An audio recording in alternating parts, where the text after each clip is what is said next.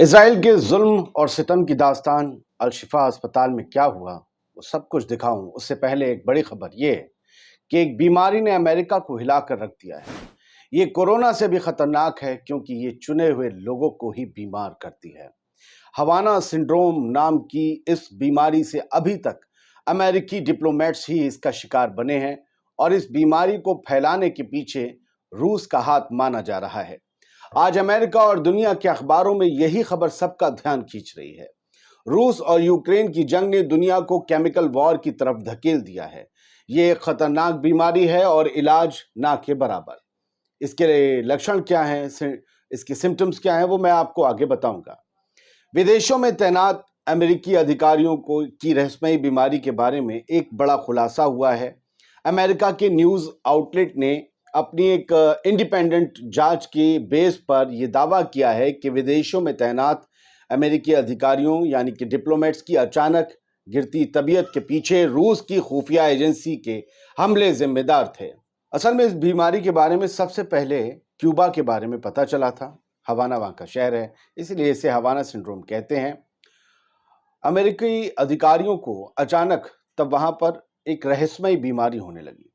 Sir चकरा रहा है, घबराहट हो रही है, नींद नहीं आ रहा, पता नहीं क्या क्या।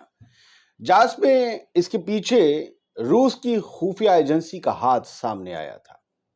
दुनिया भर में तैनात अमेरिकी एम्बेसीज के ऑफिशियल्स ने हवाना सिंड्रोम की वजह से चक्कर आने जैसी शिकायतें की थीं कि उन्हें कभी भी बैठे बैठे चक्कर भूल जाते हैं क्या है, फिर मतलब चक्कर आता है, गिरने लगते हैं। द इंसाइडर, डेर स्पीगल और सीबीएस जैसे मीडिया संस्थानों की 60 मिनट की एक संयुक्त जांच के मुताबिक उन्हें रूसी ध्वनि हथियार से टारगेट किया गया हो सकता है, यानी रशियन सोनिक वेपनरी, जो ऐसी आवाज पैदा करती है जिससे कि शख्स एक रहस्यमयी और जानलेवा बीमारी से बीमार किया जा सकता है। हालांकि रूस ने इन तमाम इल्जामात से इनकार किया है। अब मैं आपको बड़ी जल्दी से बताता हूं कि हवाना सिंड्रोम है क्या, जिससे जो बाइडेन उनकी हुकूमत हिल गई है और यह माना जा रहा है कि अगर इसका इस्तेमाल इजराइल में हो गया तो क्या होगा। खैर, हवाना सिंड्रोम को पहली बार क्यूबा में रिपोर्ट किया गया था, जब वहां की राजधानी हवाना में तैनात अमेरिका और कनाडा के अधिकारियों को एक रहस्यमयी, एक अज्ञात स्वास्थ्य समस्या यानी दिक्कत होने लगी। सबसे पहले हवाना में इस मामले को रिपोर्ट किए जाने की वजह से इसे हवाना सिंड्रोम कहा जाता है। ये क्यूबा तक ही लिमिटेड नहीं रही और अगले एक साल में अमेरिकी अधिकारियों ने कई देशों में इस तरह के सिम्टम्स की इत्तला दी। इनमें चीन, भारत, यूरोप और खुद वाशिंगटन डीसी में भी काम करने वाले अमेरिकी अधिकारी थे। हवाना सिंड्रोम के कुछ सिम्टम्स में चक्कर आना, माइग्रेन जैसी समस्या थी। वहीं कुछ अधिकारियों ने मेमोरी लॉस और कम दिखाई देने जैसी परेशानी भी बताई। जांच में उन अधिकारियों से बात की गई थी जिन्होंने विदेशों में तैनाती के दौरान अपने घरों में अजीब आवाजें सुनने की रिपोर्ट दी थी। इन सबको एक अजीब आवाज सुनाई देती थी और इसके बाद फिर अधिकारी, उनके घर परिवार वाले तमाम लोग बीमार पड़ने लगते थे। यानी वो जो साउंड आती थी ना, सोनिक वेपनरी, मैंने आपको बताया था, सोनिक साउंड से, वो जो साउंड थी वो साउंड बीमार कर सकती है।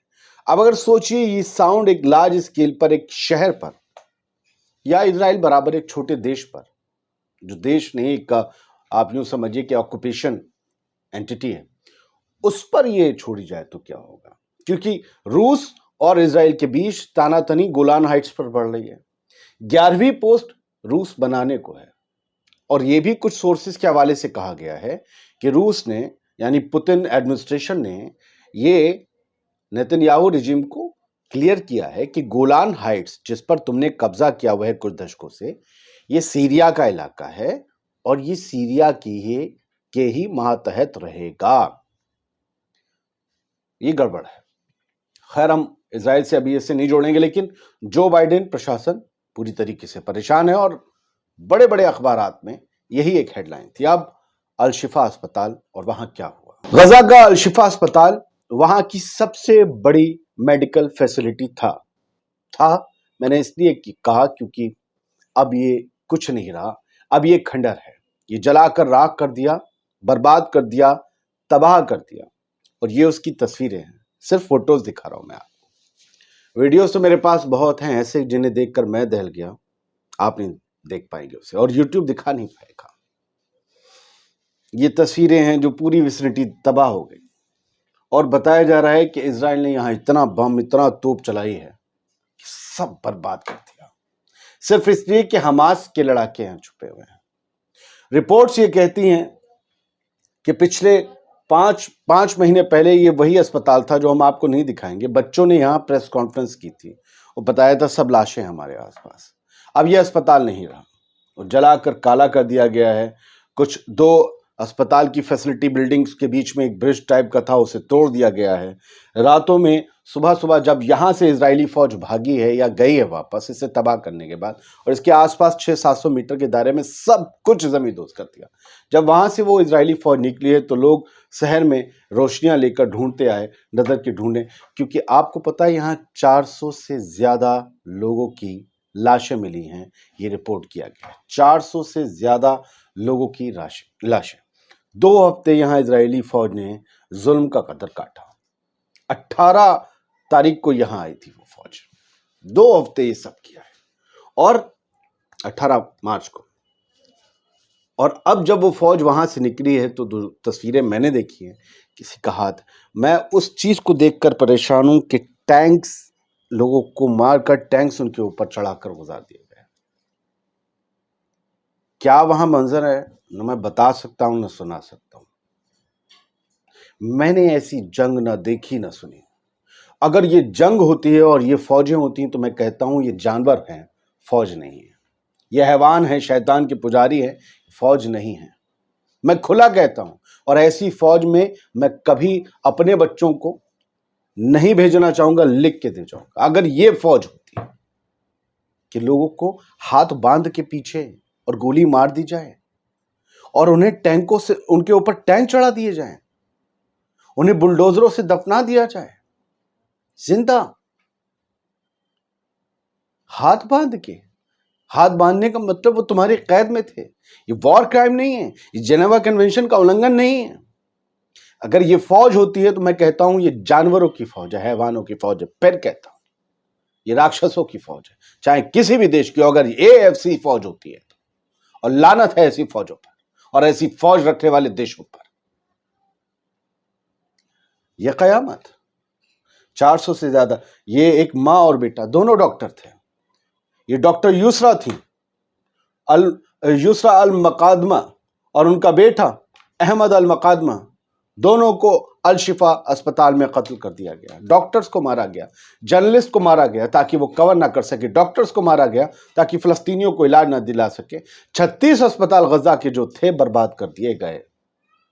अल शिफा अस्पताल सबसे बड़ी मेडिकल फैसिलिटी था जहां पर लोगों को न सिर्फ इलाज मिल रहा था बल्कि हजारों बेघर लोगों को वहां पर आसरा भी मिला हुआ था। वो आसरा गया, वो इलाज गया।